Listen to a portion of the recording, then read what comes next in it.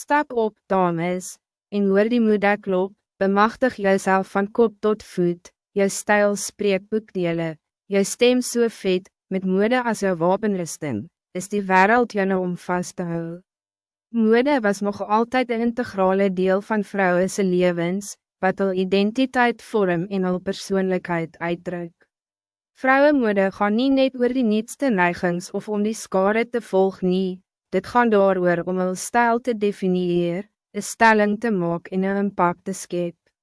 Oor die jare het vrouwenmode ontwikkel en getransformeer, wat die veranderende maatskaplike norme, waardes en houdings weerspieël. Van korsette tot tops, van hijabs tot mini-rompe, mode was een instrument voor vrouwen om hul agentskap te laat geld en los te komen van die beperkings van geslachtsnormen en verwachtingen. Hierdie video beklemtoon die veelzijdige rol van vrouwenmode, van persoonlijke uitdrukking tot sociale verandering, en hoe dit vrouwen bemachtig het om die status quo uit te daag en die weg te baan voor een meer inclusieve en rechtvaardige samenleving.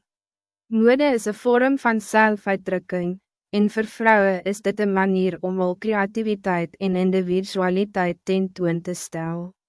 Die kleren, bijkomstighede en gremering wat hulle dra, weerspeel hul by, persoonlijkheid en stijl. Vrouwenmode was nog altijd divers, en dit stel vrouwen in staat om met verschillende stijlen te experimenteren, te meng en te pas, en hul eie unieke modestelling te skep. Mode gaan echter nie net oor die uiterlijke voorkoms nie, dit is ook een weerspiegeling van die interne self.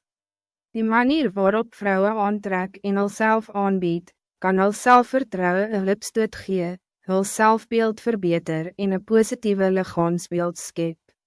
Mode is een krachtige hulpmiddel wat vrouwen kan helpen om goed te voelen oor hulself, ongeag hul lichaamsvorm, grootte of velkleur. Mode het ook een deurslaggewende rol gespeel om geslachtsnormen en stereotypes uit te daag en sociale verandering te bevorder. Vrouwenmode was een hulpmiddel om hindernisse af te breek en inclusiviteit en diversiteit te bevorder. Oor die jare het vrouwenmode meer inclusief geword, met ontwerpers en handelsmerken wat kleren vir vrouwen van alle vorms, groottes en achtergronde skep.